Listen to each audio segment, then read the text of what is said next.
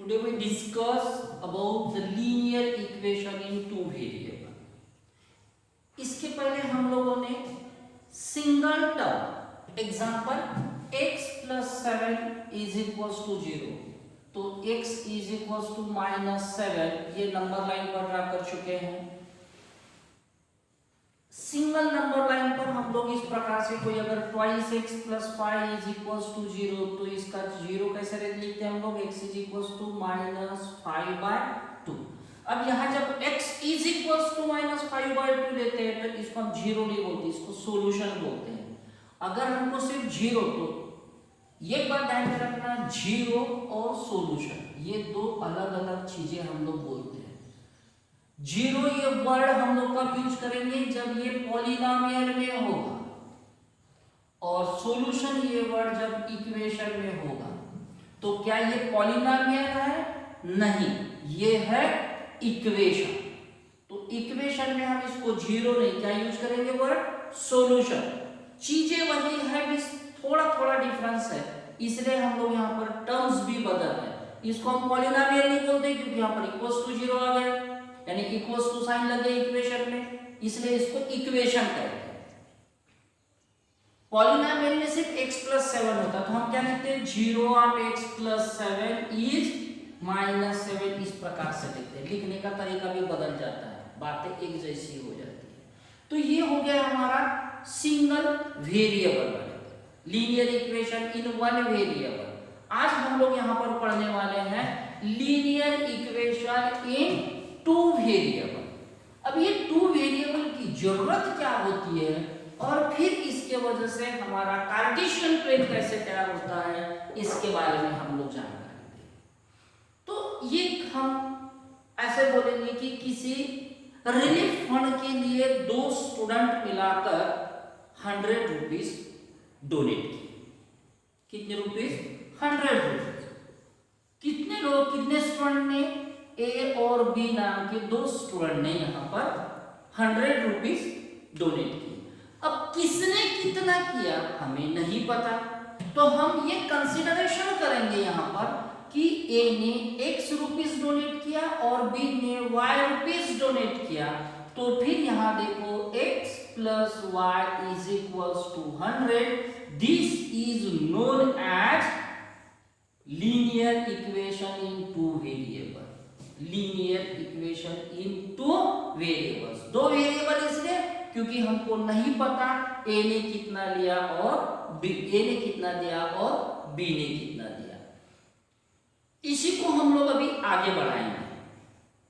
सबसे पहले तो linear equation in two variable समझ में आ गया। अब यहां इसका स्टैंडर्ड फॉर्म क्या होगा वो भी देख लेते हैं। इसका स्टैंडर्ड फॉर्म होता है ये x plus by plus c is equals to 0. This is known as linear equation in two variables. That is standard form of linear equation in two variables. अगर मेरे पास में कोई इस प्रकार का कोई क्वेश्चन है 2x minus 3 is equals to 7y, इस प्रकार का कोई क्वेश्चन, तो इसको मुझे स्टैंडर्ड फॉर्म में लिखना, मैं क्या लिखूंगा? मुझे सबसे पहले x की टर्म चाहिए, तो x की टर्म है 2x। अब y की टर्म चाहिए तो 7y इधर आ जाएगा, -7y minus 3 is equals to 0. This is your standard equation. What is the value of a? 2. What is the value of b? -7. And what is the value of c? -3. यही अगर मेरे पास में इस प्रकार का क्वेश्चन होता 3y minus 7 is equals to 2x। अब इसको स्टैंडर्ड फॉर्म में लिखना है तो मुझे सबसे पहले क्या चाहिए? तो 2x। अब ये 2x पॉजिटिव है तो उसको उसी साइड में रखेंगे, 2x फर्स्ट टर्म हमारी पॉजिटिव रहना चाहिए। अब 3y को उधर लेके जाएंगे, -3y, 7 को उधर लेके जाएंगे, +7 is equals to 0. So what is the value of a? 2. What is the value of b? -3. What is the value of c? 7. In this way we can rearrange our linear equation in standard form and we can mention the value of A, B and C. Okay.